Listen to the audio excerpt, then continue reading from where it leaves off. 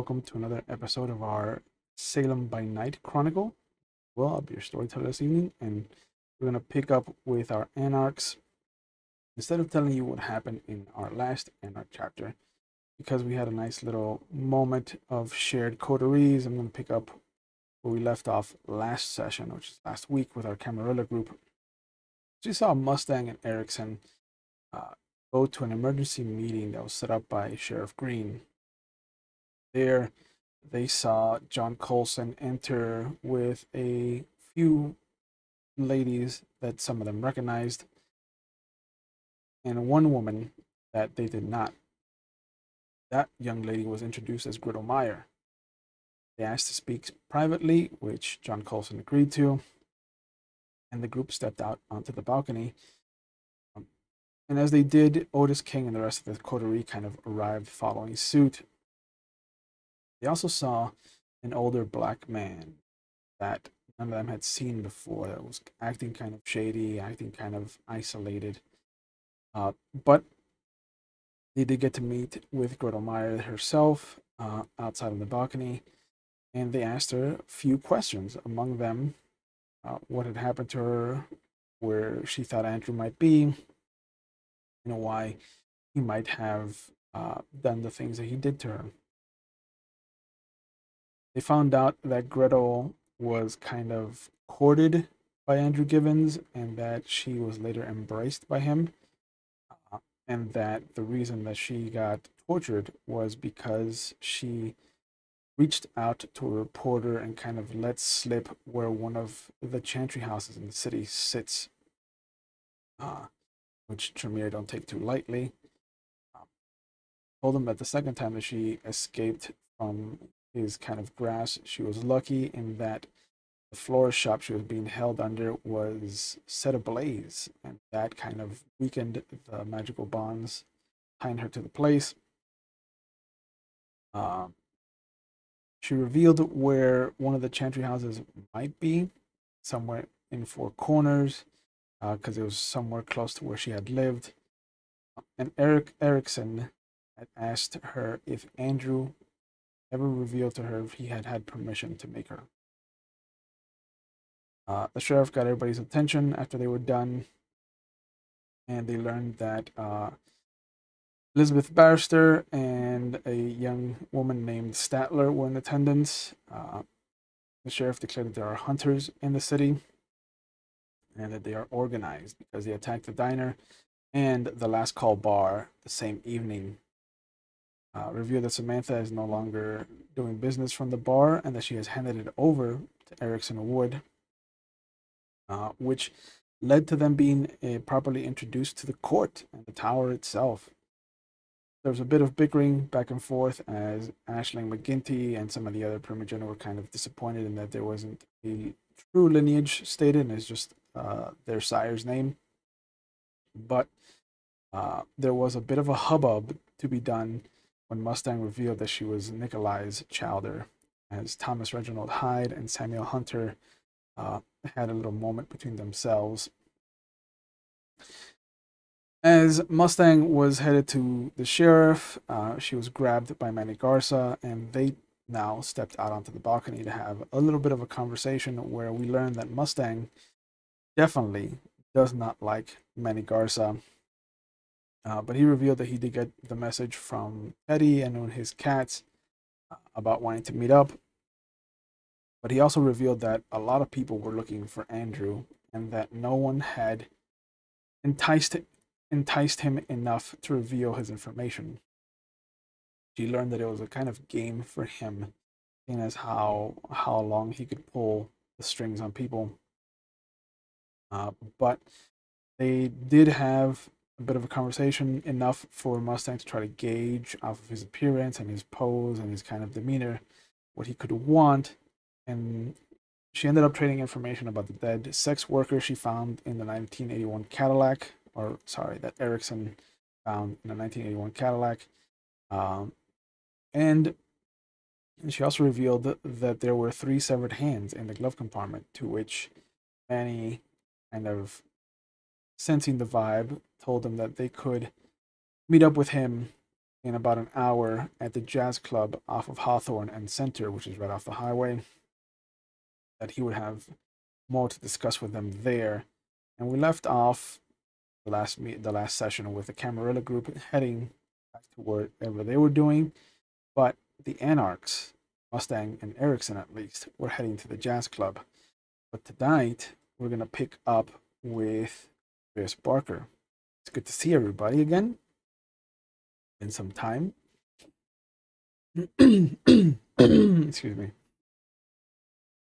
The next evening, from Andreas's perspective, which is the evening of the emergency meeting, we see him just after sundown, maybe a half an hour after the sun has set and night has fallen, Salem itself. We see him driving to the last call bar, as he is wanting to kind of meet up with the coterie and some of the other free souls. And there's police tape all over the front of this place. There is a police car that has police tape around it as well. The crime scene extends into the actual lane of traffic that's there in front of the bar itself. It looks like there's blood spatter along one of the walls where there's a small kind of human-shaped crater. And you can only imagine what must have done this. And you notice that the driver's side door to the police car that has the police tape around it has been ripped off its hinges and kind of tossed to one side. But it is an active crime scene, and you do see that there's at least one detective kind of looking around, looking at the evidence, kind of squatting down by different numbered pieces of information. Do you think Andreas is going to stop or just keep rolling through? I'll stop for a few minutes. It's enough of a spectacle that no one's really going to question some random asshole taking a look around. I mean, not over the police line. Correct. All right. You pull over, you take a look. The doors to the bar itself is wide open. It's kind of being held open. Inside, you see what looks to be a mess. There's a table that's been turned over. There's some bullet holes in it. There's a rattle of bullet holes along the back wall opposite the door itself. And you can't see it, but you can definitely smell blood. Anyway, if I can tell if it's human or canine? Not from this distance. You'd have to get up close and taste it. Okay, yeah. That tends to draw attention. Yeah. All right. Does it look like there's anywhere I could, if I use obfuscate to slip into the back, take a look around, past there? What level? I gotta go. I have to go get myself scarce before I disappear. Right. What level obfuscate do you have? Let's take a look. 3, I believe. Oh, Jesus. So yeah, so you could technically, yeah, easily find a quiet kind of corner to slink into, and then just turn on your silence of death, and then your unseen presence. Unseen presence does require a rouse check. Okay. But I gotta roll. Yeah, so that'll be 1 die, 6 or higher, and you are in the clear. 9. Okay, so you manage to pull the shadows around you. The beast inside of you kind of is tickled a little bit at you kind of pulling on the blood, but not enough to make its presence known. You can easily sneak by these police officers that are kind of outside and stretched out to the corners of the crime scene. Let's do so. Also, I mean, if any of them are talking out loud about the case, I want to stop for a second, see if there's anything of note or if they're just talking shit. At this point, they're just talking shit. Good too. But if you walk in, you'll see that there is a few different shades of blood sitting at the door itself. There's casings from what looks to be a machine gun that's been unloaded. Uh, and I think, yeah, that's it from the doorway. Inside itself, you can actually see that there's a table that's been turned over. Like I said, it has some bullet holes. Um, and it looks like from the angle coming in that there was somebody with a shotgun behind the bar, because there's a heavy spread on one side of the door. Okay. Well, let me see. Creeping around back behind the bar, does it look like the shooters got whoever was behind the bar? No, not at all. No, no blood, nothing. Not even an Acme human shaped thing with like shotgun pellets around it. No, not at all. Okay. It looks like the shotgun came from behind the bar and shot outward at the door. No, that's what I mean. The No. the shotgun, the person with the shotgun there.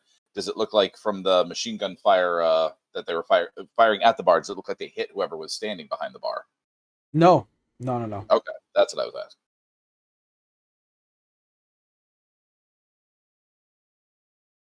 Okay, well, no sense not being ballsy. Let me creep a little further back towards Sam's office, see if there's any further activity back there. Okay. It looks like it's been cleaned out. It looks like the room where you and what's his name, August, were kind of hanging out in has been cleaned out. The cots have been turned aside. It is a strange situation seeing this. Yeah, the whole bar's been torn apart. Yep. Okay, we have unknown number of dead. You said a couple different shades of blood by the door, which I can only guess. Yep. And does the office in the back, does it look like it was cleaned out during the investigation by the police, or was there some cleaning up done before? Was there some cleaning up done beforehand? Make a wits and alertness roll. Or awareness. Sorry.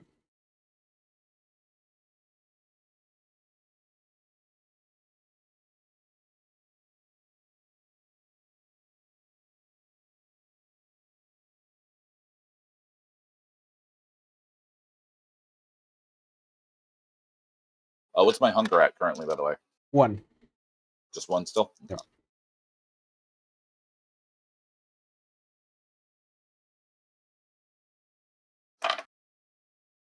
Okay, 9 on the hunger die, and 8, 7, and that's it. The other 3 failures. Okay. It looks clean and precise, so this is definitely something that was done by the police. Okay.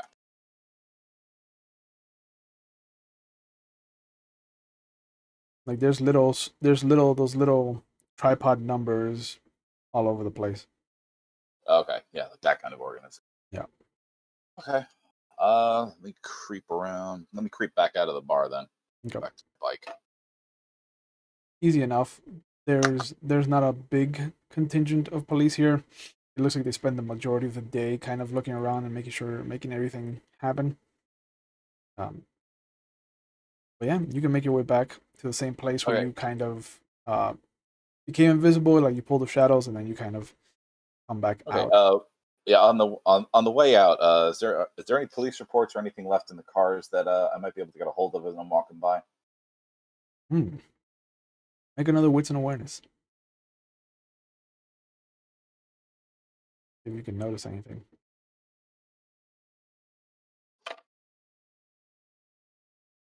Do 10s explode? I got one.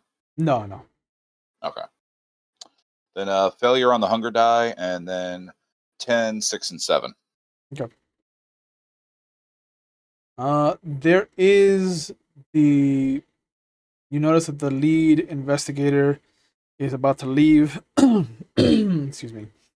When one of the other officers kind of asks him a question about something, that might have been mislabeled. And as he's kind of pulled away from his car, you notice that there is a file folder um, that just has the name Samantha Crushing on it. Yoink. Easy enough to take. Yeah. Do I need to roll to steal it? No. Take that. You head over. You come out of obfuscation. Yeah. Where are you going to go next? Someplace quiet, real quick, just to look over that folder when I'm not in immediate view of the cops. Okay. There's a coffee shop not too far away. All right. Looks like I'm pretending to drink coffee tonight. Okay. As you head over and start to peruse the folder, we switch over to Erikson and Mustang, who are leaving the groundskeeper lodge. What are you guys doing with the information you've received so far? Well, I know that Manny wants to meet up with us in an hour, and the only thing I'm trying to remember is Gretel is willing to help. Right. So, also, I believe I told everybody there that I was a senator. I think I remember that as much. I think Mhm. that's what I did last week in the session. I think that's what happened. I think you told several people that you were senator. Yeah. The the woman that came out. I'm trying to remember her name. I didn't write it down on the notes. I'm the one that was upset with the fact that my questioning my lineage. Yep. The Ashling redhead. McGinty. The redhead. That's Ashling McGinty, the Bruja Primogen. Okay, so I obviously know who she is then. Mhm. Okay, but she has no idea who I am. But she obviously and from the sound of it, she doesn't think highly or doesn't care at all about my sire. Correct. Awesome. So I am nobody to her, which really that gets to Erikson. That's good Okay. to know. All right. Mustang. I mean, I do want to say that she does notice that they were talking about her when I said that Nikolai was her sire. Mhm. And that's just kind of like, would she know if there was like animosity towards him necessarily?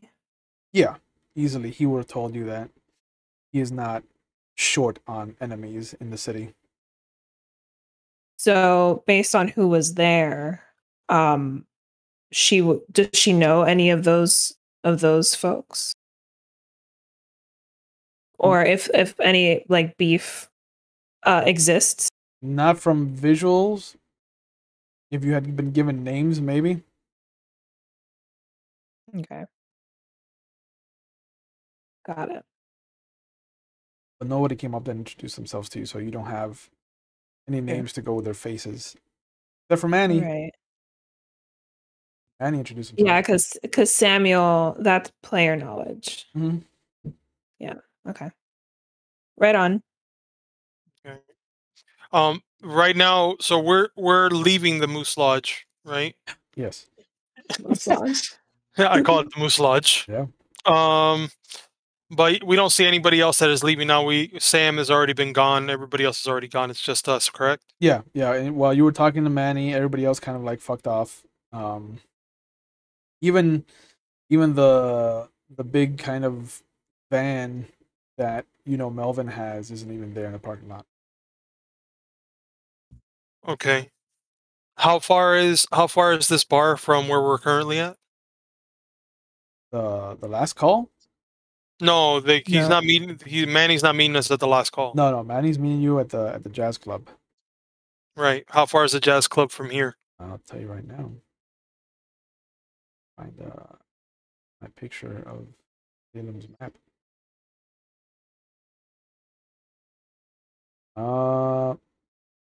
So right now you're at the airport. You need to get to Hawthorne Center. It's maybe 20 minutes away. And if we do a stop at last call from here, would we still be able to make it within that hour time frame as far as if we do a detour like that? Yeah, just barely. Why do you need to stop there? You know, I know that I'm trying to think here because with everything that was going on and everything that we heard, I kind of feel like and that car is no longer there. Obviously, that Howdy. the one that we found all that information, all the stuff. Do we have that stuff with us, by the way? We rolled it back into the river, no? Will? No, you rolled the police car into the river. That's right. So I have to, Right. to adjust what Andreas saw. Yeah. Okay. But yeah, they would have 'Cause fished didn't the car out of the river already. Didn't we throw all the stuff into the police car? Mhm. I kept something. I don't remember what. Yeah, we didn't keep the hands or any of that stuff. No. But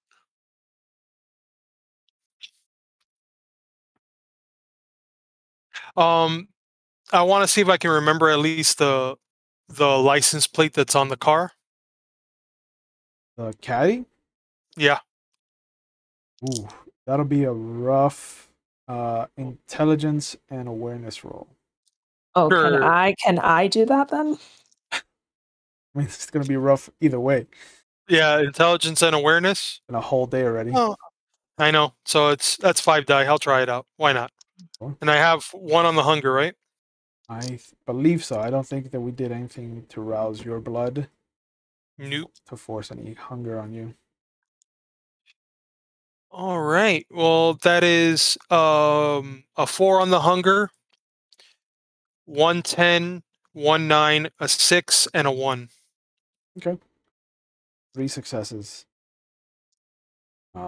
Is Mustang gonna try to roll? Please. Please do. Okay, so I'm at hunger too. Yeah, so 2 of your dice are gonna be hunger dice. Right, so that's an 8, a 6, a 6, and a 2 and a 0 on the hunger. Okay.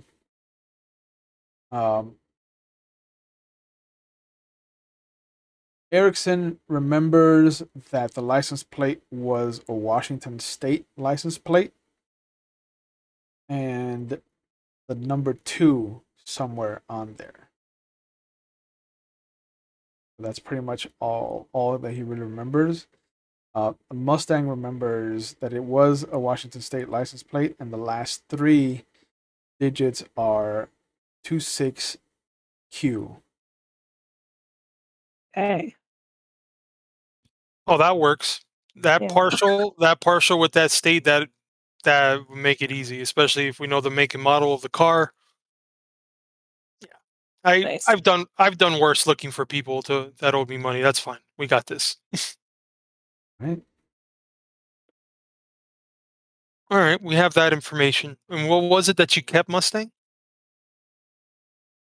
I might have not kept anything. I was looking at my notes. I don't think I kept anything. Okay. Well, considering that Manny loves information, I imagine that this information will be able to lead him to somebody that owned, or at least connects him to somebody that may have owned that car, especially since it was moved. What color was it? The caddy? Mm-hmm. And off-white, like a mother of pearl. So it was a 1981 off-white Cadillac Mhm. with a partial plate of 26Q. Washington license plate. Washington license plate. So it's an out-of-state car coming from out of state, going into Salem. Interesting. All right. I mean, yeah. There's really no point to go to the last call, at least not right now. You have ammo? Yeah. I only fired 2 shots. No, sorry, forgive me. 1 shot. So so I look around. Well, we go to the car. I'm gonna go ahead and just refill that one that was missing off of the revolver. So that's that out of the snub notes. That's Okay. fine. Easy enough. Honestly, then, if that's the case, then we should just take a look at this place, the jazz club that we're going to, stake it out for a moment to see, if there's any recognizable figures, anything out of particular. Because the last time we went into a club, we didn't realize that we were walking into half of them being freaking Lupin. So let's be careful this time around. Coming from the Bruja. Wow. Yeah. Right? I know. A lot has changed in 1 week. So you guys are heading to the jazz club to scope it out? Taste the joint? Yeah. Okay. I want to at least know how dangerous it really is. Mm. But I do want to actually head to the last call. We should stop at the last call because I want to leave something there, either a note, something that would leave it at that location for Andreas if he has happened to head over there. Then know where we're heading. If that works. Didn't he already pass through? Not yet. Oh, are we in the future? Yep. Or were we in the past? Oh, I see. You are in the future, technically. We are in the future. Got it. So yeah. So if you don't mind, Mustang, I think that's probably the most prudent thing. All right. Let's go. Just scribbled down a note, the name of the jazz club, the area. Write it on a note and take it to when we go to the bar. Is any cars in front? Anything out of the ordinary that we see? Well, let me shift back to Andreas and re-describe the situation because I forgot that you guys did push the car into the river. Yeah, fuck that car. So the majority of the police officers that Andreas does see are over by the river. They're pulling a police car out of the water. It's not taped off to the side of the street like I said it was. It's being pulled out of the water currently. And it's marked patrol car, or was it like a DT? No, it's a marked patrol car. Marked patrol, okay. Everything else is still flies because there was a crime scene. I'm just now remembering that when they woke up, they made a mess of the situation out there. Is there any visible damage to the police car aside from being waterlogged as hell? The door is still ripped off. Still ripped. Okay, this is the one with the ripped off. Yeah. Door, okay. And the door is still on the side of the bar itself. Because that I don't think Sam ever took the liberty to put back on the car. So everything else is still the same. Sleep for just one night. Everybody has their fun without. But yeah, you pull up to the coffee place, and as you're standing in line about to order, you see Mustang's car drive by.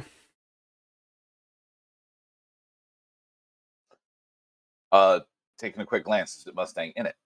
Yep, and the senator. Okay, excellent. They're alive.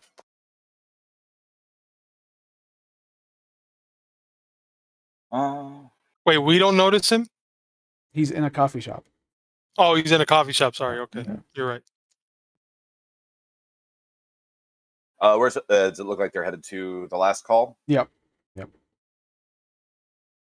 I All mean, right, well, you and Mustang, minutes, so. you and Mustang can make a wit and awareness roll to try and spot the motorcycle. Would Andreas have parked it out front of the coffee shop or off to the side? Side. Okay.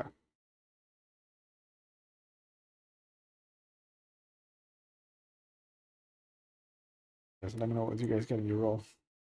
Oh my god. I've never rolled so many ones in this game. Oh. Damn. I've rolled 4 1s out of 6 die. That's sad. Yeah. That's my obfuscate working from all the way over here. Yep. Yep. 4 1s, a 10, and a 2. And So- yeah, One blazing instant of clarity, and then shit. yeah. Nothing. I got 2 8s, a 7, a 6, and 2 2s on the hunger. Okay. So Erikson is kind of obliviously staring out the window. Typical.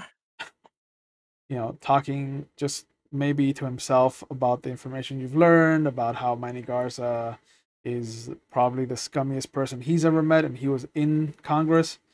But Mustang actually sees Andreas's motorcycle parked off in an alley in between Gesundheit, two different kind of buildings, one of them being a corner coffee shop. And you've rolled enough successes that you can actually see him kind of standing in line behind this younger kind of looking young girl who has the Salem Community College sweater on. And as he kind of looks out onto the street, you both kind of make eye contact.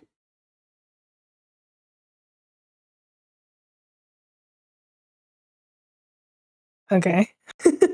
I'll acknowledge that I saw her, but otherwise than that, I'm still going to be acting natural for right now. Okay. Also, because I haven't even looked in this file yet. Yeah. Hey, guess what? What's going on? I found Andreas. Wait. Then I look forward and I see nothing in front of us. I go, Yeah. I don't hear anything. He's in the coffee shop. Oh, we've already driven by, right? Did we? Yeah. At this point, you are at the red light that leads you either towards the bridge or forward down the riverside section towards where the last call is. Did he look like? Did he notice us? Did he notice you? Wait, he was in line to get coffee? Is that what you said, Will? Yep. He was in line, and he looked at the car, and then when you noticed him, he noticed you. Oh, okay. And sorry, did you tell me that you wanted to go to the last call to write him a note? Like, did you say that out loud? Yeah, that was my thought process with you. Okay. We don't need to go to the last call. No, we don't. If you know where he is now, obviously Yeah. we saw him. Yeah. So we turn around. Yep. Right. Turn around, park, get to the coffee shop. You see that by the time that you park, he is at an outside table. He's got the mug of coffee in front of him, but he has an open file folder that he's kind of looking through. I sit down. Andreas, has been a while. Whole 48 hours at this point. Yeah. 24. I don't even know anymore. A lot has happened apparently in 48 hours. Yeah, I'll say the last call looks wonderful. Yeah, that wasn't entirely our fault. I do want to say that there are indeed hunters in this area now. And they happen to target the last call. So not only the last call, but apparently they've also attacked the diner that the sheriff is under. Sheriff is under? No, the sheriff goes to or frequents. Oh, okay. Okay. Yeah, So, if you see the sheriff, you'll notice he's a little bit more crispy on one side of his body. I'll be sure not to bring it up. So, And what are you doing? a little late reading. Decided to get a little information of my own while I was over at the crime scene, or at the bar, whatever you want to call it anymore. Okay. So, Will, is there anything even remotely interesting I'm finding as I'm flipping through this stuff? There's certificates of ownership. There's kind of copies of the state liquor license. There's just the paperwork that was filed to create the bar. It looks like it's about 16 years old. The only The only thing that might interest you is that there's a second name attached to the list of owners. But it's a simple IV, like the letter I, the letter V, and then Morrison.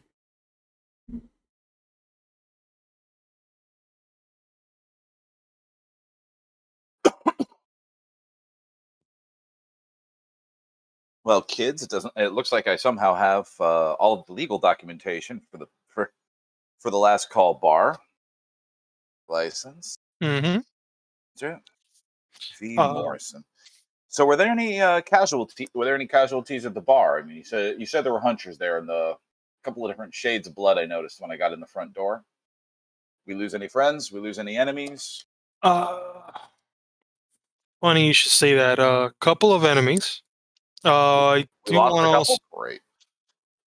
I do want to also say that there was a ghoul that just happened to be at the bar. That it was just Sam and the ghoul there when we arrived. Unfortunately, there wasn't much information I can get from this ghoul, but this ghoul, if memory serves me correctly, no, sorry, I gotta check my note. It was Andrew's ghoul. There you go. Thank you very much, Mustang, for finishing my sentence. You're welcome, I Senator. appreciate it. You're welcome, Senator. Yeah. Yeah. Unfortunately, we couldn't get much more information from this ghoul because now he's dead. So. He one of the ones over by the door, or was he further back into the bar? At the bar. Okay. Probably Sam with the shotgun. Ghoul. Shit. Okay. And what are you doing right now besides this just the light reading as I see him perusing through the... Enjoying a lovely evening, free of bullets so far. Scoping the college student over there, although not sure how hungry I am tonight. Erikson has law, right? Like he has points in law. Yes. Wait, let me double check. Do. Politics. In law. In politics? Yeah, I have a couple in politics. Yeah. Yeah, I think that would not be a great enough. Senator. I think that would be enough. You recognize that the file he's reading is a police report. There's a police file. Usually the kind of detectives have when they're investigating somebody or something. Okay, so considering that that's a police report that you have, I imagine they're investigating the bar then. Yeah, according to the investigator I'm sleeping with, that seems to be the case. Any information about what happened? Let's see. Will, is there anything on the current thing, or is this just a long-running file on the place? No, there's mentions of an APB out for her because she's missing currently. So they're on hour 14 before declaring a missing person. Well, it looks like our friend Sam, maybe not, hopefully not dead unless she got dusted. She might be in the wind though. And according to this, it's been about 14 hours since she vanished. At least according to the police.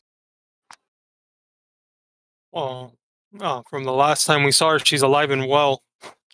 Unalive and well. Still pumping that cold blood at the moment. So that's all relative with us. As long as she's moving and talking, I'm happy. Mm-hmm. But so what happened? Just hunters kicked in the door? I mean, were you guys even there? Oh no, we were there. That explains the body count. I don't know, Mustang. Do you? And I look over at Mustang. I'm saying, do you really think they were there for us or for Sam? I'm not really sure.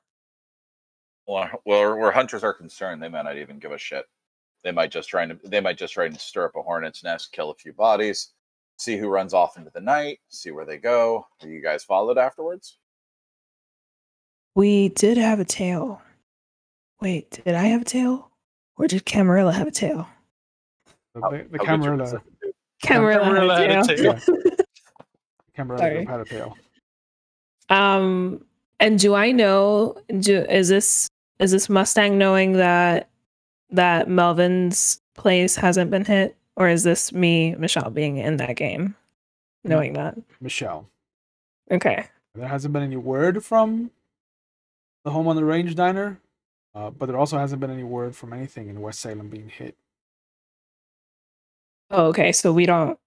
That's just something that they know, not us. Mhm. Got it. They know a lot.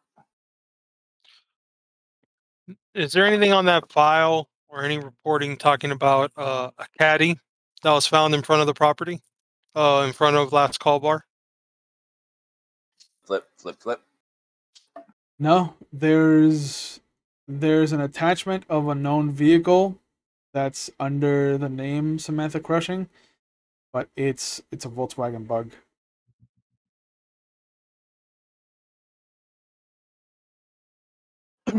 So, no, Erikson. It doesn't look like there's anything about a caddy or Cadillac. Why? Right before we were hit, there was a Cadillac outside. And after we were hit, I went ahead and investigated it. Okay, what'd you find out? I found a lot of very interesting things in that car. Mainly a dead body in the backseat. Seems to have been a sex worker of some kind. And 3 severed hands in the glove compartment. And my personal favorite, a duffel bag with a KKK Klan outfit in it. That's really disjointed. Okay. 3 severed hands. Were they all lefts, all rights? Male, female, adult, kid? Ooh. What were they, Will? I believe they were all left hands. So at least 3 people. The body in the back seat, was it missing a hand? No. No. So we're looking at least 4. There was a lot of mud on the tires, like it had been in the woods recently. Well, if I was trying to get rid of the owners of 3 hands and carrying along another person with me, yeah, I think I'd be off the beaten path as well. And for a biker, I sure act like a cop these days. Force is hiring. I mean, I've seen my share of sex workers in trunks before, but considering of all the stuff that's added on top of that, this seems like a lot of things going on at once. But afterwards, that Cadillac is nowhere to be found. Seen a lot of dead sex workers in it. You're a senator. I was a senator. He's a senator, of course. I know. The aides are the ones who see the dead bodies in the trunk. Senators put them there. Correct, but how else do they get there? This is semantics at this point. Busting your balls. Mustang hates this conversation. Yeah. So anyway, right now, so you're just staying here just to scope. You're just over here reading this out. You don't know anything else that's been going on. You were looking at the whole start of my evening before you guys rolled up. All right. Oh, it looks like the hunters were hitting multiple targets, multiple areas. They have been investigating the fact of these fires that have been set in Salem, and somehow every place that they've hit has been run by somebody one of the Canaanite, somebody from Cain. So they know at least to some degree that we're around, that in this town. So we're trying to see about getting more information. But in order for us to do that, we're going to be heading out to a place. I don't know if you want to join us. dance card so full. Yes.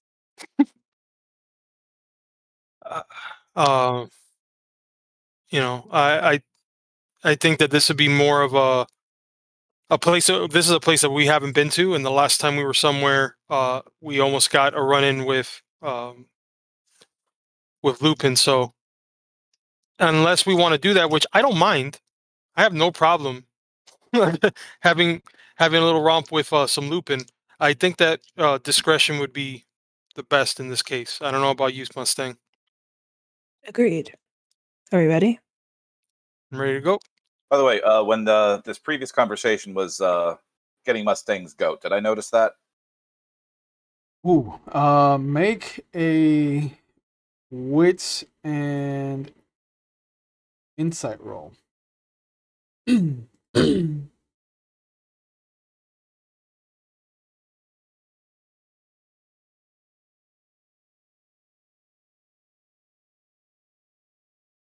9 on the hunger die.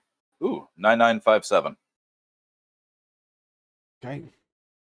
Is it something that Mustang would have tried to hide, or do you think that it's just kind of something that just would have given her like a shiver, like if somebody walking over her grave? I don't think she was aware that she kind of visibly was not okay with the conversation. It just kind of she didn't like to hear about that kind of stuff. Yeah. Yeah, I think Andreas would have noticed a very subtle shift in like her posture or the way she was sitting down. Like it was a visible closing off, like a psychological damn more than anything. I'll just keep a note of that to myself for now. It's nice. It's nice to know what those around me are and aren't capable of. So yeah. But yeah, you follow them to this place out on the east part of town, which you've only been around a couple times in Shepherd's kind of driving around. But right off of the highway, just like he said, right off on Hawthorne, you do see that there is this club, very swanky, very kind of Art Nouveau kind of club. It's called the Horn Section. And there is a very, very kind of large bouncer standing at the door, but he's dressed impeccably, like suit and tie, slacks, the vest. And as you guys walk up, he holds up his hand and he's just like, I'm sorry, this is invite only. You don't look like you have invite this. Erikson is a little offended considering that he's still wearing his suit throughout all of this, and yet I am still not able to get into this place. I mean, you know, you're standing next to a filthy biker, and I'm not going to try and describe Mustangs. I can't remember right now. Yeah, you also have blood on your suit, so it makes a statement. Oh, that's true. So was the bouncer speaking to anyone in particular? Just the group in general. Yeah, speaking of the fourth wall behind us. But can I deduce from like how he said the thing, if he was speaking about any one of us in particular? Oh no, not at all. Like he just gave you all a cursory glance and just kind of stared above and beyond you, and he was just like, "You're not coming in. You don't know the password."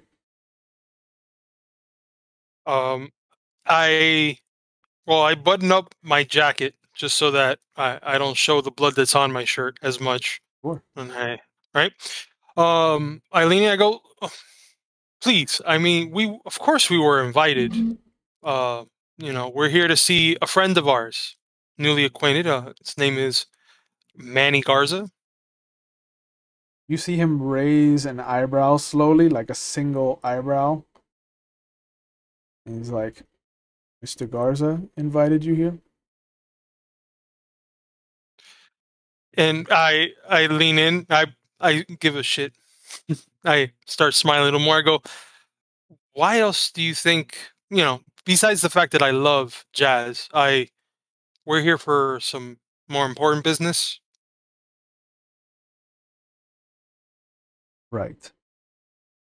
Go around back. The cook will let you in. I tap him on the shoulder. And I nudge to everybody to, I'm just like, yep. And I just try to still fix my suit, even though it's full of blood. So as I walk around. We're breaking into a Woolworths before the night's done. You go around the back, you knock on the door, and you see a cook kind of standing there with a cigarette hanging off of his lower lip, half of it smoked through. You see that he still has like a pot or a pan in one hand that has what looks to be like a chicken breast, and some of the ashes actually like fall into the pan. He just looks at you, throws the cigarette out. You here for Garza? I nod.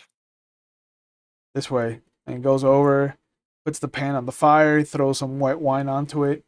He goes over to the main door, holds it open for you, and points down the hallway where the bathrooms are. And you see that there is a kind of velvet rope with a stairway that leads up. He's like upstairs. I appreciate it. I look at everybody and I say, and I'm thinking of the order that we're going into this. Is this a small hallway going into this door? Yeah, going upstairs. It's barely large enough for two people to kind of walk shoulder to shoulder. And as he opens the door to the actual club, you can hear just some fucking piano, some heavy piano improvisation. You hear a horn. You hear what sounds like a clarinet of some kind, but there's just like this cacophony of sound. But given the chance, if you sat there long enough, this would actually be really good music. Highly maybe another time. Jazz. Well, what were you guys saying before? I should go first. Yeah, I was gonna say I'm gonna overplay the sardonic. Basically, I'm gonna act like a Brujah for you. So I'll be hanging in the back, acting the uber casual. I might as well go with the clothing on this one, and also makes it easier for me to take a look around if anybody's gonna be fucking with us while we're in the office. Okay. So the three of you walk up, and up the winding stairway is another small hallway that looks like it leads to right above where the kitchen is. And there's just a simple door at the end of the hallway that's already left ajar. And you can just hear what sounds like a different kind of jazz coming from inside. It sounds very much more Caribbean. It's very Afro-Caribbean centered. You can hear bongos, you can hear like more horns, less piano. And as Mustang opens the door, you see that Manny Garza is standing behind not standing behind his desk, but he's kind of like shuffling like one of those old Cuban uncles when Joe Arroyo comes on, like he's just kind of swaying back and forth. He's got one hand dancing. He's got one hand on his hip, one hand up in the air. Yeah, like he is my blue heaven. It's I look at Mustang as we see this this display, and I go, Mustang, this is all you. Yeah, he has a suit jacket that's on the chair behind the desk. He's got a dress shirt with the sleeves rolled up. He's got a tie. He's got slacks. He looks completely different than when you saw him at the meeting. Like this is a 180 completely. The only thing that even is remotely the same is just that his face is still that Nosferatu kind of scarred and broken skin that's just kind of torn up to create that kind of Joker-like smile coming up his cheeks. He's a Nosferatu. This just got better. It's twice as funny. It's twice as funny when you make him a Nosferatu in my head. Yeah.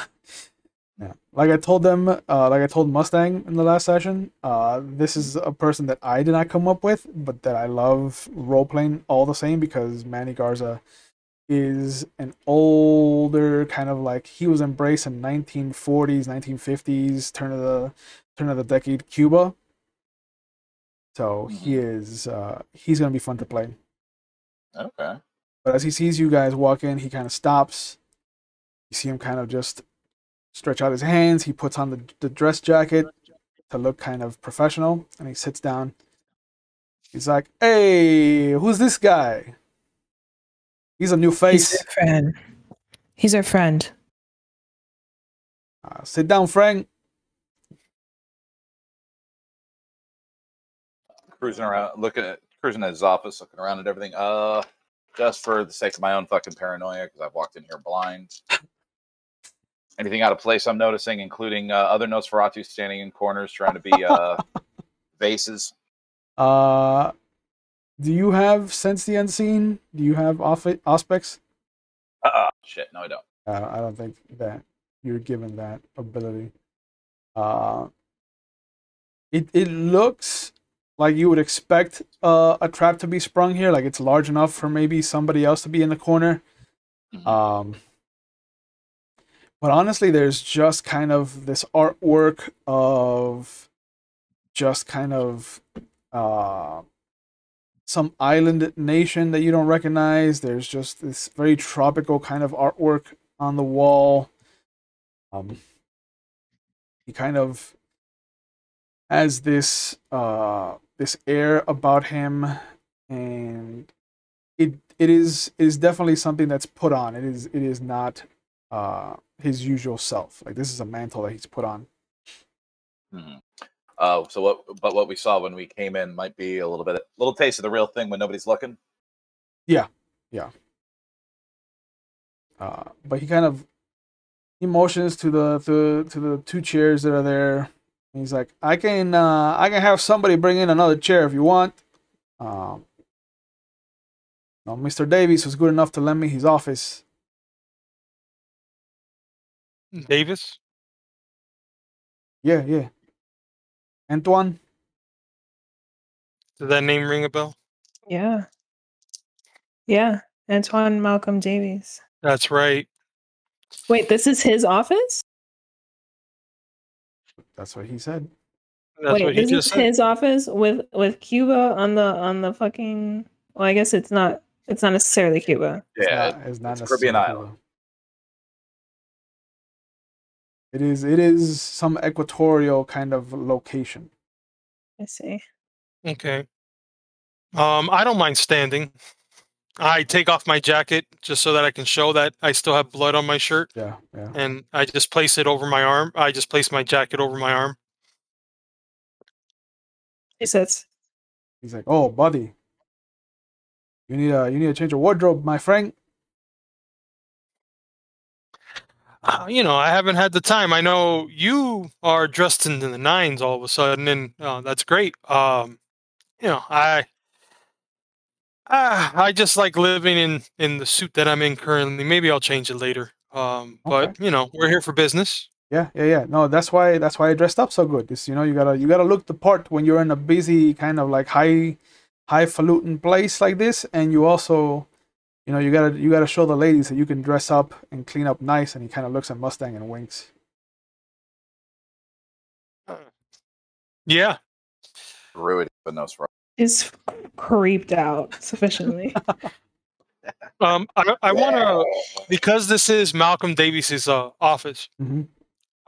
Now, while everybody else can sit, I actually, as I'm listening throughout this whole conversation, I want to be able to scan this place, see anything that's out of the ordinary, something that we would normally see, like something that would be out of place that would signify possibly it being covered up, or something that was planted there to cover something.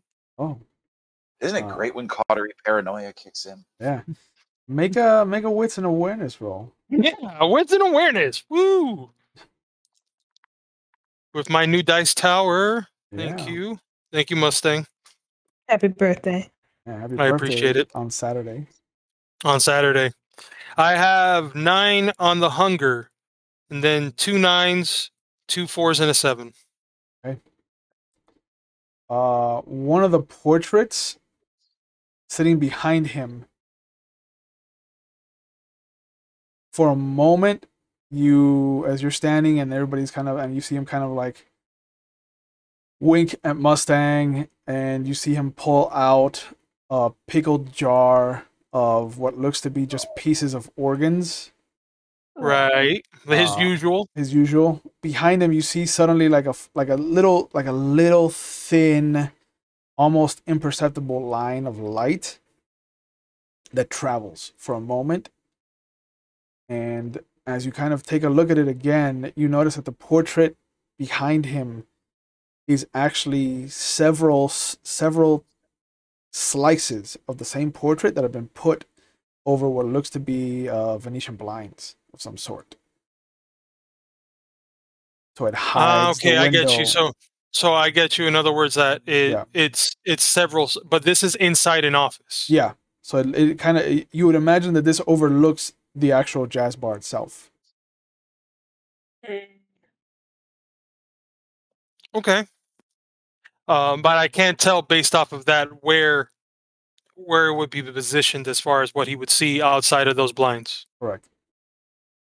You would have to All right. go and actually look out to see what he's actually seeing. Sure. So while Mustang is starting the conversation, I will be happy to go ahead and just casually look over these blinds. That would require you to move towards the desk itself and towards where he is. Like behind him, right? Oh, Yeah. it's behind him. Behind him. Oh, okay, I get you. Pardon me while I examine these beautiful Venetian. Yeah. Playing compulsion.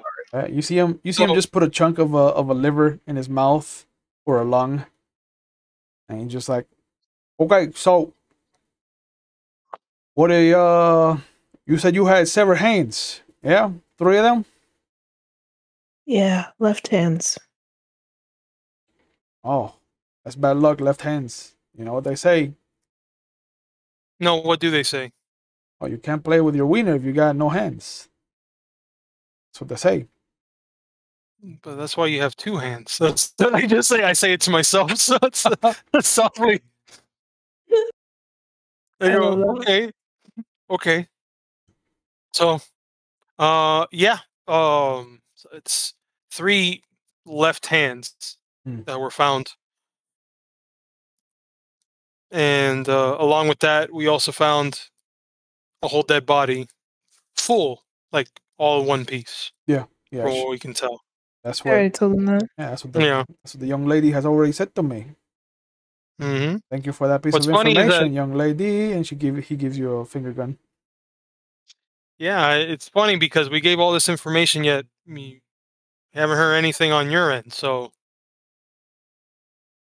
well, I'm still taking in all the information that you're bringing me.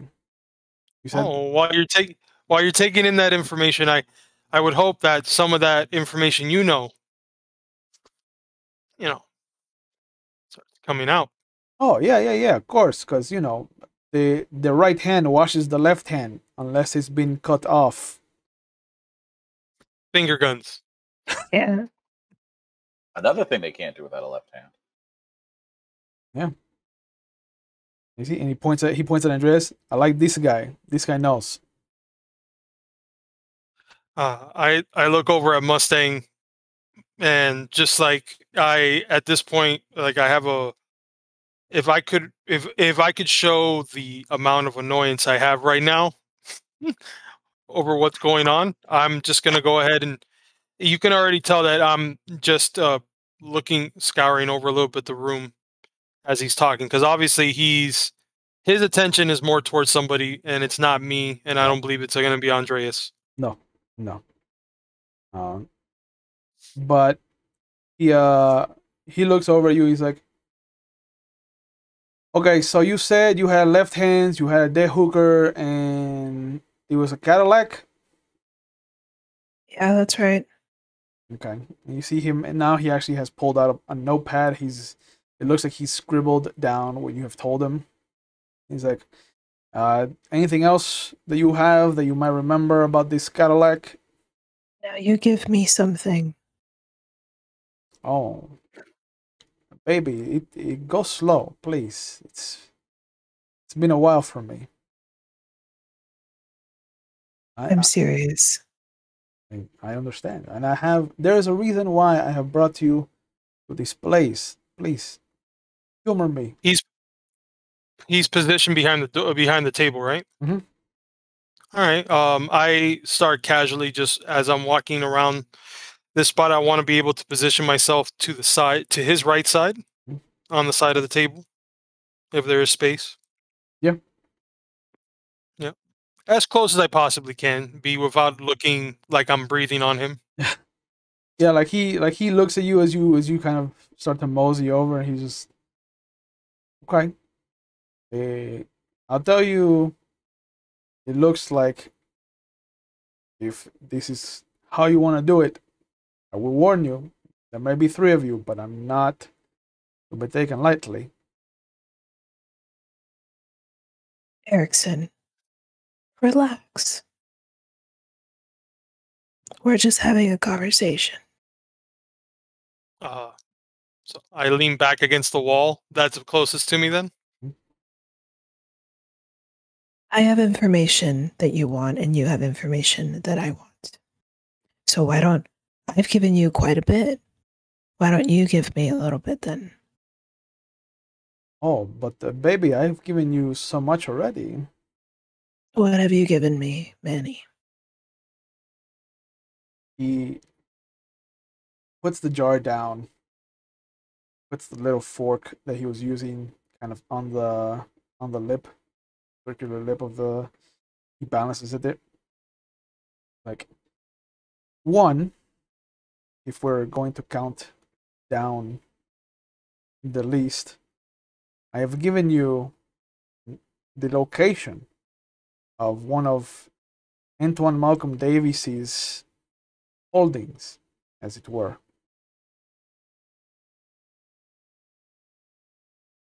Mm-hmm.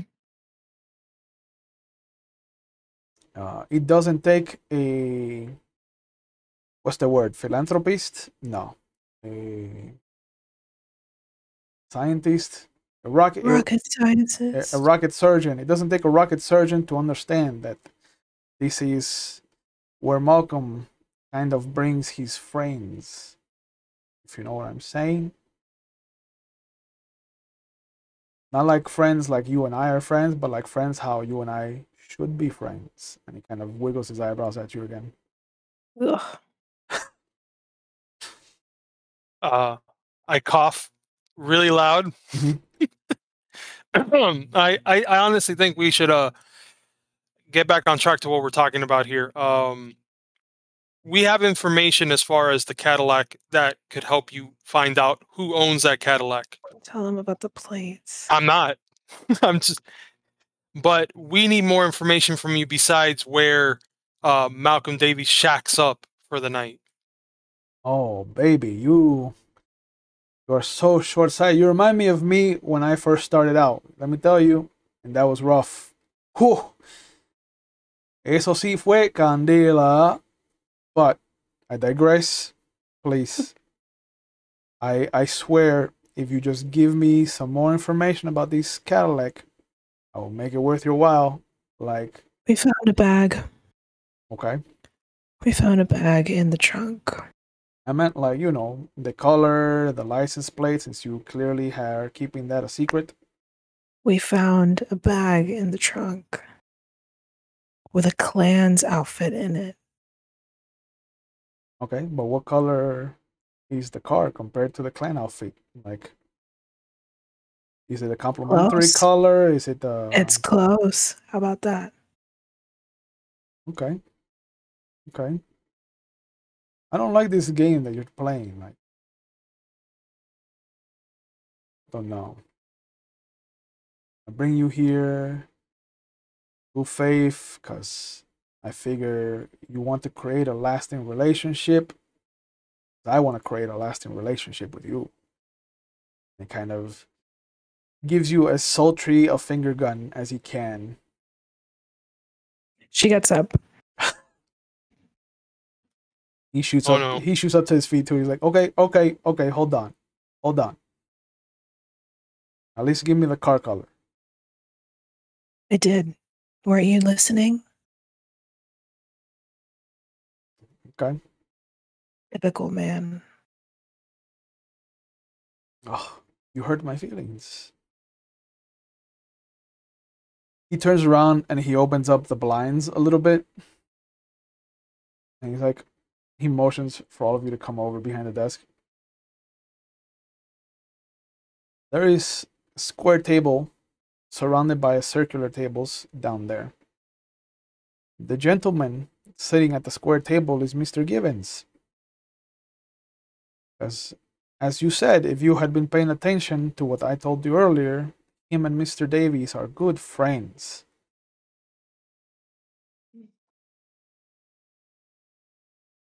All of a sudden, my ears perk up, my eyes bulge out a little bit. I go, and I'm thinking to myself, what are we still doing here? It's just,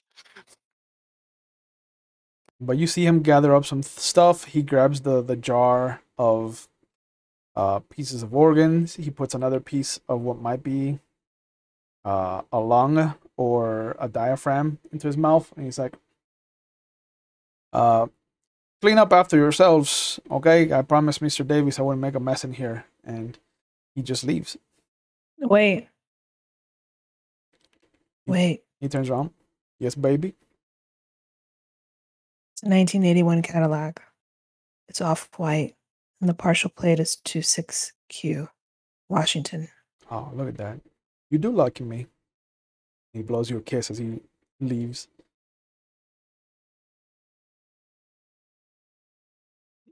I look over at Mustang when he does this. She's just like, she's stone faced. Like it's. Yeah. I look over by the blinds again to make sure that Andrew Givens is still sitting there. Yep. All right. What are we still doing in this place? You notice that a woman has come and joined him, and that it is a very familiar woman to the three of you. Oh yeah. Yeah. How familiar? It's Yvette Morrison. Oh. Awesome. Great. What the hell's Yvette Morrison doing over there with Andrew Givens of all people? Sweet, we're gonna find out. I start walking outside of this office. Follow. Yeah, going back to the police file I was looking at earlier. So the second name on Samantha Crushing's file, the Ivy Morrison. Mm-hmm. Yeah. So who we think it is? Yeah. Yeah. Was Morrison marked as was that part of the incident report, or was she like part ownership of the club, or what part of the paperwork? She was co-owner of the club, or rather, somebody else that signed for the deposit on the club. Yeah, Okay. co-signer. Yeah. Co-signer, yeah. Yep. Is that information that you really? That's not information that you relate to us, right? No, this is just me thinking. Okay. Yeah. So you guys go down. I'm walking over there, like I'm beelining myself before realizing how this would be probably not the best just to abruptly come in front of them.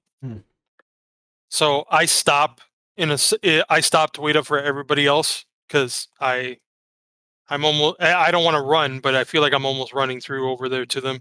Oh yeah, I can definitely see you kind of just like rushing down the spiral staircase. Yep. And just as I'm passing people, I'm a senator, get out of my way. I'm a senator, get out of my way. I'm a senator, get out of my way. Yep. Actually doing that? Huh? No. Although, actually, you know what? Before I walk onto the dance floor, that's exactly what I do. Excuse me, I'm a senator. Excuse me, I'm a senator. My priority, please clear the way. Clear the way. Right, All right, I'm going to kick on my obfuscate as I'm following him. Okay. Well, since nobody's watching you, you do go Silence of Death. Make your rouse check for Unseen Passage.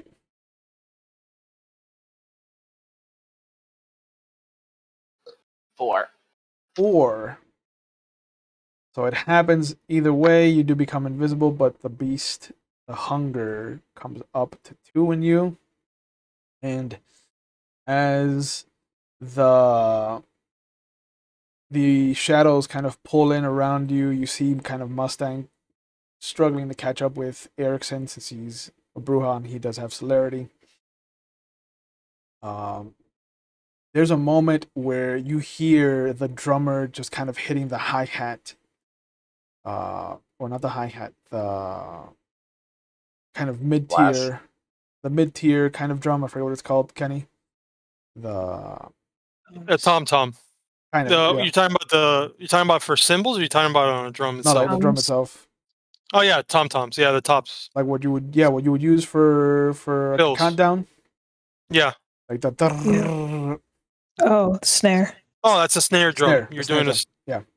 You hear just a quick kind of flash on snare drums that reminds you of machine gun fire, and you're taken back to World War II. You're taken back to one of the camps, and just the intel being bad, and the beast kind of revels in how you might have been saved earlier had the intel that got out about the whatever camp you were a prisoner in was correct. Excuse me. Heavy old PTSD. Yeah, and it just tries to fill you with that kind of sensation of dread and hopelessness as you kind of start to make your way downstairs. And it's just that kind of feeling of, what if you're wrong about this? But it snaps as quickly as it comes, and you meet up with Erikson and Mustang down on the first floor. Stay a little behind and off to the side, and then just take advantage of what obfuscate I have. I mean, these are Tremere; they probably have Auspex, but I don't necessarily know that. Yeah. So even though he is invisible, the spiral staircase is weak enough that the two of you can see that it does give under his weight. You don't hear anything, but you do see the steps kind of buckle and the stairway itself kind of shimmy. So you can imagine that he is there with you as well. He's just doing his thing. Same thing you've seen Teddy do. You know that he can go invisible, so you can imagine that Andreas is doing the same thing. Start seeing how close I can start getting to Andrew. Obviously not straight on shot, but yeah. I stopped. So when I stopped to realize that nobody else followed me because I'm trying to rush. Where am I right now in the club as far as where the table is that they're at? You are in a small L-shaped hallway. Mustang is coming down the stairs. Okay, so when I lead out the hallway, and it opens up the clearing. The long part of the hallway leads to the bathrooms, and the stairway that leads the spiral stairway that goes up to the office. The short end of the hallway has the door behind you that leads to the kitchen that you came in from, and then it's an open archway that leads into the club itself. It looks to be maybe about 40 feet by 50 feet. It's intimate. There's maybe a total of 9 tables. And there's anywhere from 2 people to 3 people at the most at one table. And by the time you get down and you take a look at Andrew's table, you can see that he has another guest sitting with him. It's Yvette kind of sitting across from him, and between the two of them, on one side of the table, is a gentleman that you remember seeing at the Elysium, but you weren't introduced to. But that I wasn't introduced to, so I don't even know the name. No. Okay. Can you describe? He appears to be thin, kind of frail looking, very small features, very simple, clean cut appearance, very short, well kept, and kind of groomed hair. Very beady, but kind of warm at the same time, kind of eyes. And he is just kind of very well dressed, very well put together. He's got this nice dress shirt, this kind of very beautiful silk vest, the little chain that looks like it goes to a fob watch, and just these, what you would imagine are well-tailored slacks, and the hint of just these leather kind of shoes. Very old. Even has spatterdashes on top of them. Let me ask you, who was he sitting with? Who was he standing with? Who was he by during Elysium? He was standing over with let me see, who would he have been hanging out with? He would have been. And and you're saying Elysium. This is for the Anarch's Elysium, is what you're talking about. No, this is like The Camarilla. Camarilla Elysium. He would have been standing by Harvey. He was standing next to another gentleman that you also haven't been introduced to. And he was standing next to a high-class looking blonde lady that you haven't been introduced to, but you've heard might be Anastasia Richards.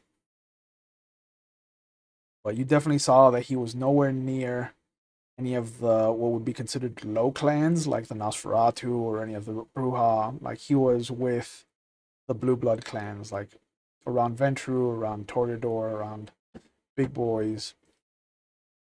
Right. I mean, that's why he's hanging himself around with Yvette Morrison.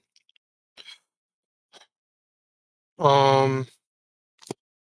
I pause at this moment when I see that. Are they close to the dance floor? No, because of the band playing right now, there is no dance floor. It looks like Okay. It looks like this is a strictly kind of just observing kind of audience scenario. All right. Well, I'm gonna go ahead and just put my jacket back on and button it up so that I can conceal as much blood as I have on me. Okay. Because yeah, and I wait for Mustang and Andreas, and I realize I only see Mustang coming up. Mm-hmm. I go, did we lose Andreas? I'm not sure. And I go ahead and I point out the fact of who's there sitting with both Yvette and Andrew Givens. Wait a second. Remember that he knows who we are. We need to be cool about this.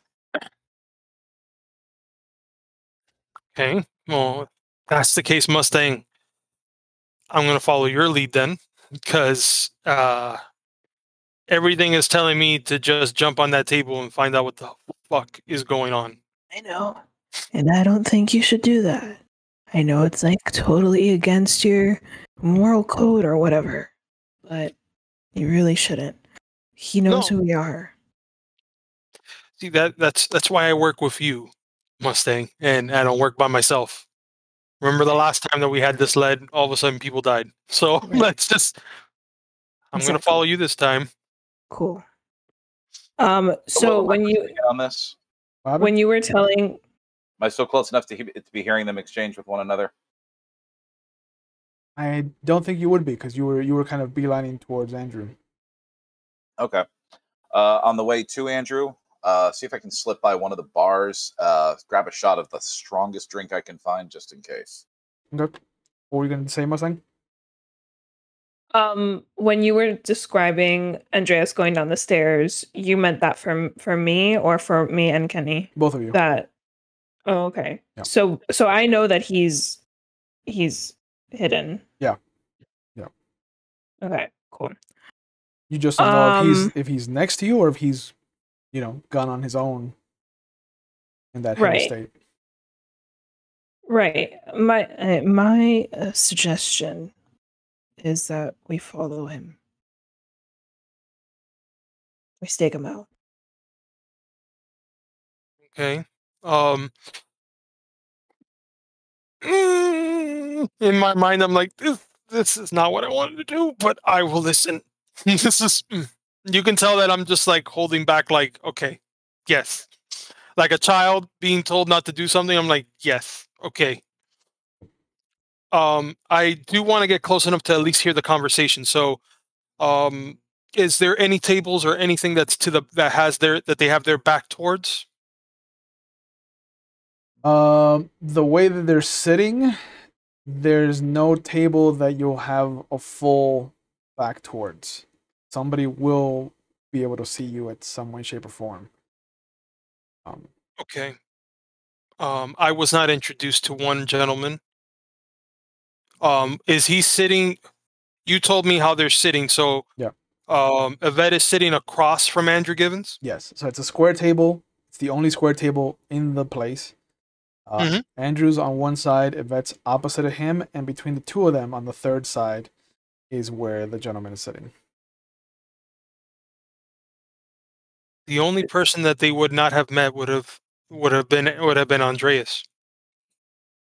Andreas was there. Andreas was there, Andreas was there when we went to the bookshop. Mm-hmm. right? But I know that the only person. Trying to think. Okay. Hold on. Do I recognize anyone else at the table? No, it's just the three of them sitting together. Kind of, it looks like just by you guys kind of sitting out and staking out the situation, it looks like they're talking to the third gentleman. They're not talking to each other in any way, shape, or form. It's just conversations that are going back and forth, but they're all focused on that gentleman that you guys haven't met. Mm. Like Yvette is talking to him and Andrew's talking to him, but Yvette and Andrew are not talking to each other. Hmm. Okay. Person in that room is. Um. Let me see something. There are waitresses here, right? Yeah, of course. Okay. I after seeing them for a moment, we see a server that's particularly for their table that walks by them. Mhm. Okay. I want to use awe and actually Whoa. see about persuading this person to, casually walk by their table like how she normally would, and any information she just happens to hear, just whisper it into my ear. Okay. He's a mortal, so there's no opposed roll. You just finagle her attention. And Yeah. she is a server, so she has to kind of come over when you call her. Let's see what this thing does to her since she's a mortal. This is what level? Level 1? That's a level 1, but it affects. But this is yeah. It says here. It says on there. It's strong enough to sway minds of most mortals. So there is still. There is an opposed roll, but I don't know how you would want to handle that. Okay. It's also, if its presence that tends not to be directed even at one person. So you may even get attention of other people around you without realizing it. That's true. Yeah. So, yeah. So there's no rouse check though. So it is one of No. those nice powers to have. So yeah. So you call her over. You click on all as you do, and you notice that the couple sitting at the table nearest you sees her walk by to come up to talk to you, and as they see you, they're also enthralled by you. Like you see them kind of just like start to take notice of you. One of them kind of leans in, and you hear the word Texas being thrown around. Go ahead and make a charisma and persuasion check, Diving. and add whatever level you have in presence as dice to the roll. So with that, 1 second. So I got 2 in presence. And you said persuasion and charisma? Yeah. Let's see. 4, 5, 6. All right, so 6 die. That's not horrible. Not horrible at all. Good dice pool. Oh, I'm so glad I didn't do a messy critical again. This always gets so close. A 9 on the hunger die. 2 8s, a 6, and a 5. Okay. So 4 successes.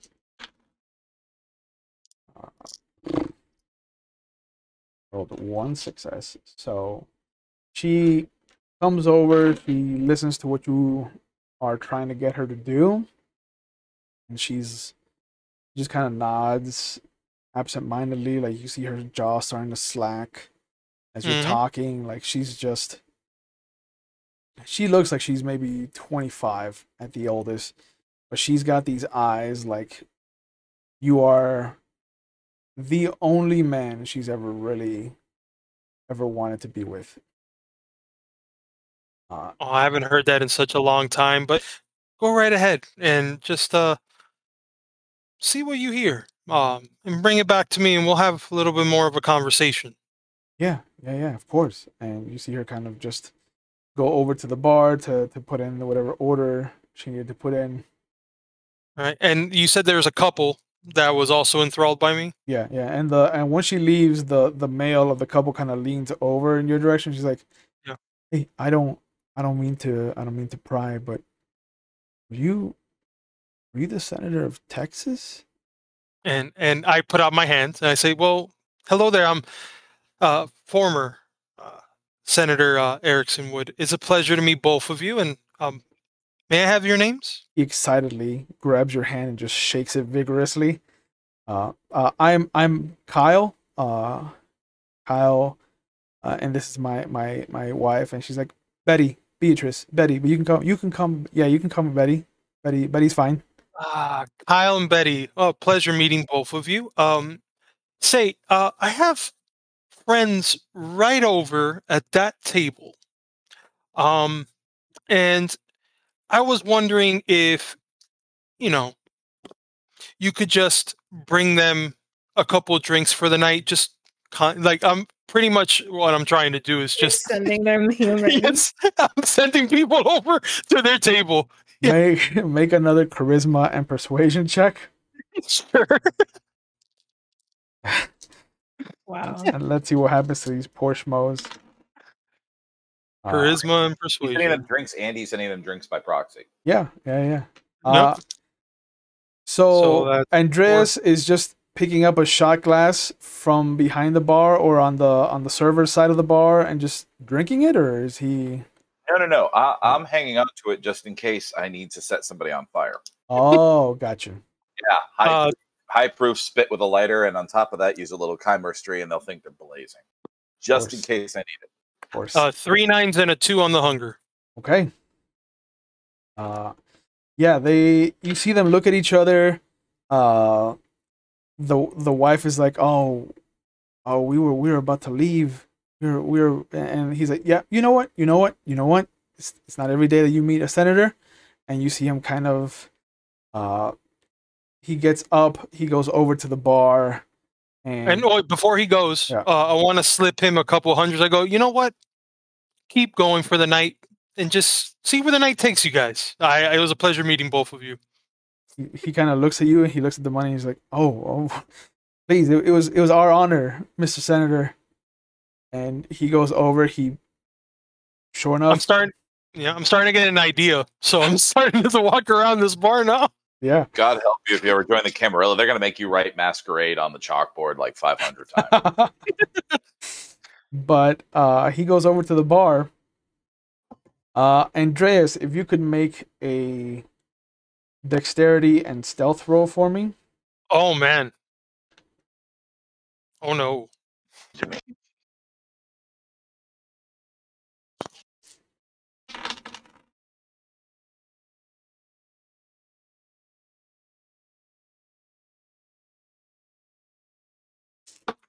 I've gone full John Cena. 9 on the hunger die. 8876. Okay.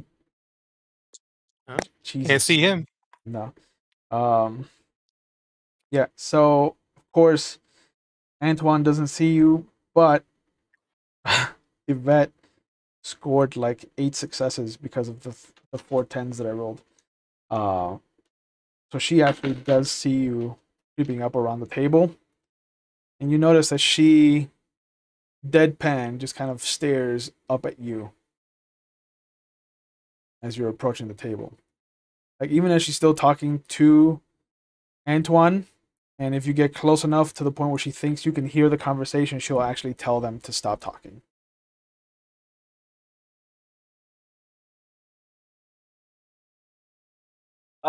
It's not much to do at that point, but Words. wink, smile, and melt back into the crowd a little bit. And at that point, you see a couple kind of walk past you, holding 3 drinks in total, holding 5 drinks in total, and they kind of put down a drink in front of each of them, and they kind of point off in the direction of where Erikson is. I would have already walked by that time. Like I said, I imagined that I was going to start doing this, so I start walking away Okay. to another. Can I use this couple as a bit of cover to be circle a little wider for at least the moment their attention might be off of me? Sure. Get a couple people in between me and the Sure. premiere. So yeah, so you see them pointing in the direction where Erikson was, and then they kind of like look around, but then you just hear them kind of like striking up a conversation about how they met a senator, and how they were just so intrigued, and how they didn't know that all of them were friends, and then now that they're friends with the senator, and you see them pull chairs from other tables and they sit down at this table with them. Perfect. Okay. Nice.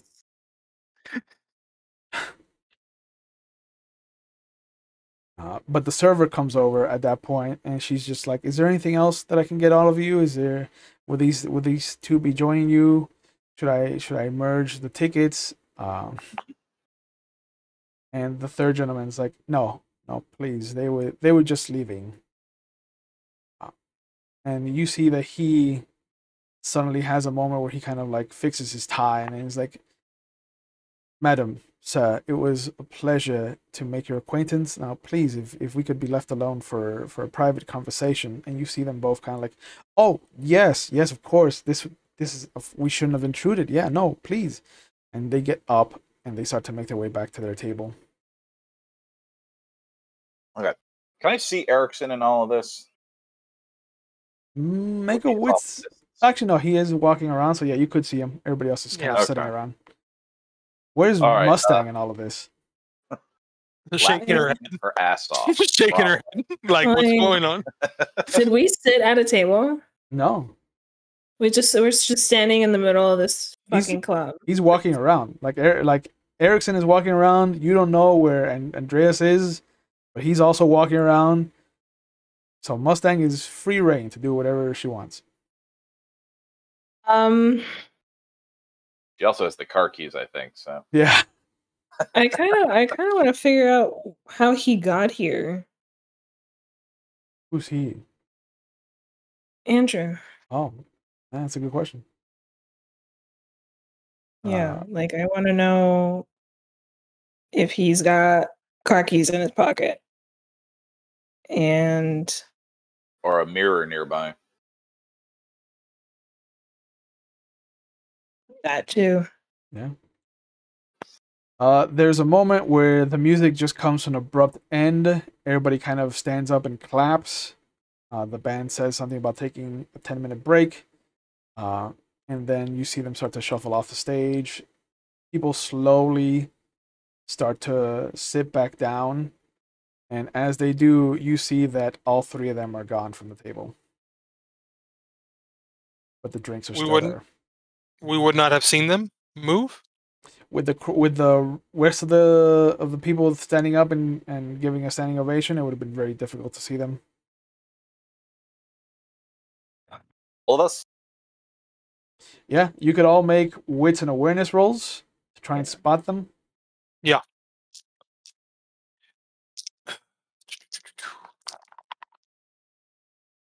I wanted to try something.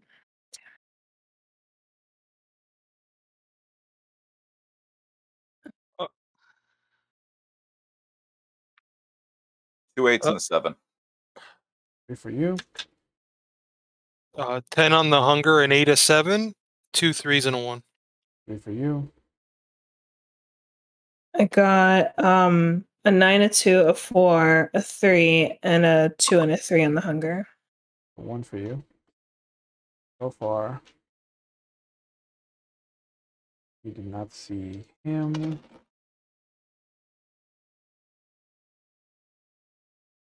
Him.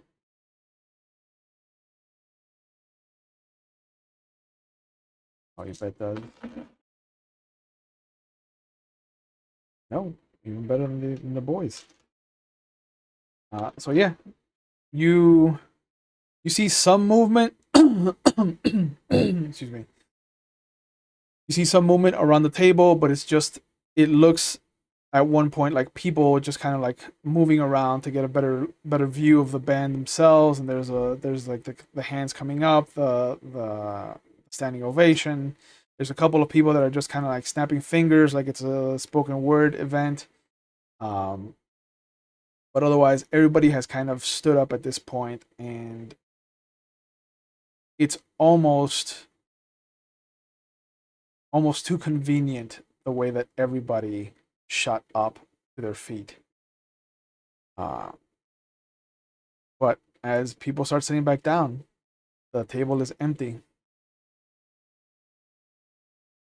You would have had a clear line of sight to the hallway leading to the upstairs, and you would not have seen them go that way. Or outside. Also, the front door is in clear line of sight from all three of you, so you wouldn't have seen them go that way. You can only presume that they must have gone backstage.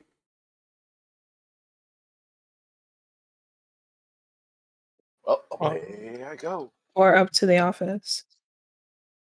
Now, the hallway would have been difficult to get by. Oh, the hallway, yeah. I'm gonna walk to the table that they were at to see if there was anything left behind. Okay. Besides the drinks, obviously. I'm gonna go backstage. Okay, so Likewise. I'll probably meet up with Mustang on the way there. all right, so Andreas and Mustang are making their way backstage, and the senator is making his way over to the table. And I think this is a good spot to end tonight's episode. I'd like to thank everybody for joining us, and as always, please, please, please, if you haven't gotten vaccinated, get your vaccines.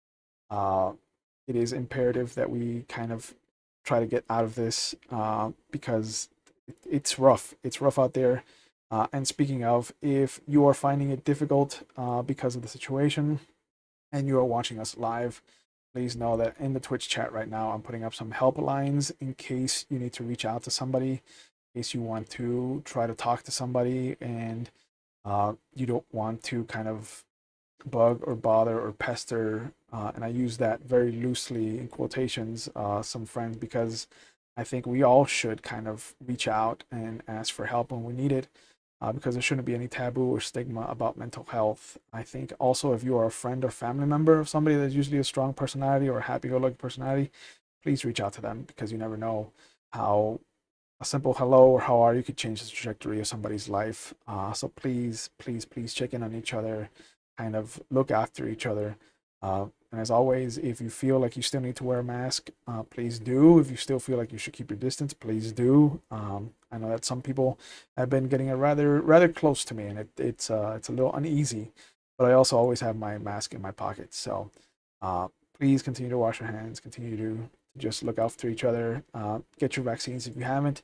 And as always, I will see you on Friday for our Star Wars game right here on this channel. And if you want to see me be a player, I will be on tomorrow night at McStabber Studios for their Werewolf the Apocalypse game. So I look forward to that. But otherwise, please take care of each other, and I'll see you when I see you.